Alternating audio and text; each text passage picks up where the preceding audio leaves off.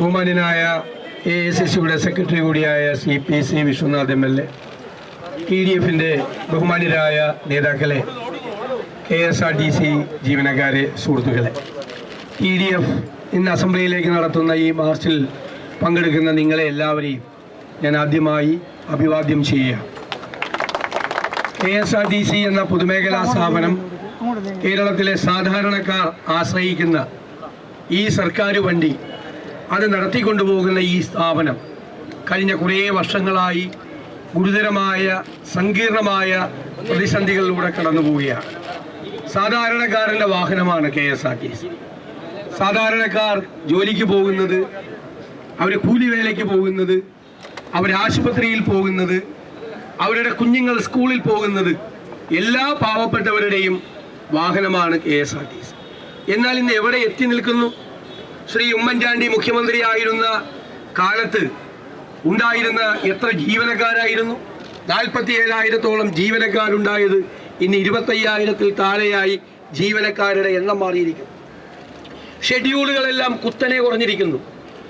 പകുതിയിൽ താഴെയായി ഷെഡ്യൂളുകൾ മാറിയിരിക്കുന്നു. ഏതെങ്കിലും ഒരു മാസം കൃത്യമായി മാസം ആദ്യം ശമ്പളം കിട്ടിയ ഏതെങ്കിലും മാസം ഈ സമീപകാലത്തുണ്ടായിട്ടുണ്ടോ?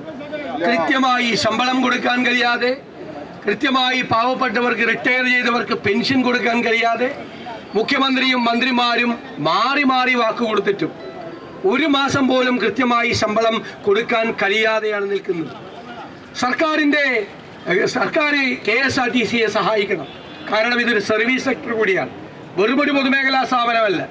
സാധാരണക്കാരായ പാവങ്ങളായ ആളുകൾക്ക് ഏറ്റവും ആശ്രയിക്കുന്ന അവരുടെ യാത്രാ മാർഗം കൂടിയാണ് KSRTC. അപ്പോൾ സർക്കാർ സഹായിക്കണം. ആ ആവശ്യമായ സഹായം സർക്കാർ നൽകുന്നില്ല എന്നതാണ് നമ്മുടെ യാഥാർത്ഥ്യം. മാത്രമല്ല, ഇവിടെ നടക്കുന്ന അഴിമതി എന്താണ്?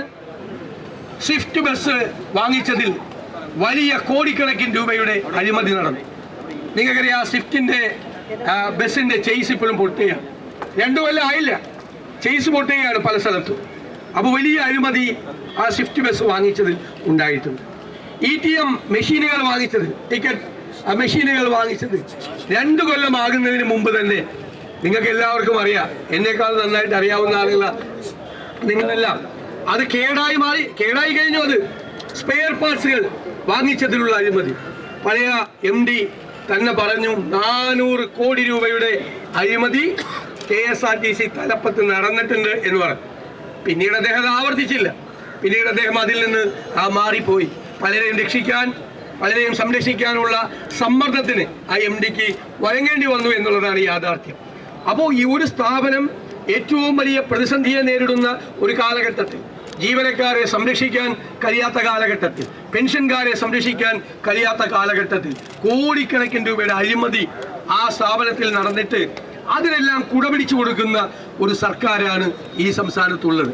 ഞങ്ങൾ KSRTCയുമായി ബന്ധപ്പെട്ട വിഷയങ്ങളെല്ലാം അതിശക്തമായി കേരള നിയമസഭയിൽ നിങ്ങളുടെ പ്രസിഡന്റ് ശ്രീ വിൻസെന്റ് ഉൾപ്പെടെ ഞങ്ങൾ എല്ലാവരും മാറി മാറി ഉന്നയിക്കാറുണ്ട്.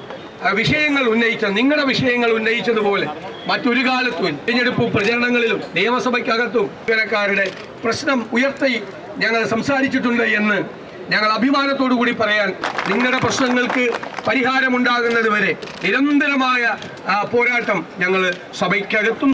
ഈ സ്ഥാപനം പാവപ്പെട്ടവന്റെ സ്ഥാപനമാണ്. അവിടെയുള്ള ജീവനക്കാർ അതുകൊണ്ട് ജീവിക്കുന്നവരാണ്. i2i News, an eye for truth. i2i News subscribe ചെയ്തിട്ടില്ലാത്തവർ ഇപ്പോൾ തന്നെ സബ്സ്ക്രൈബ് ചെയ്യുക. നോട്ടിഫിക്കേഷൻ ലഭിക്കുവാൻ ബെൽ ബട്ടണും അമർത്തുക.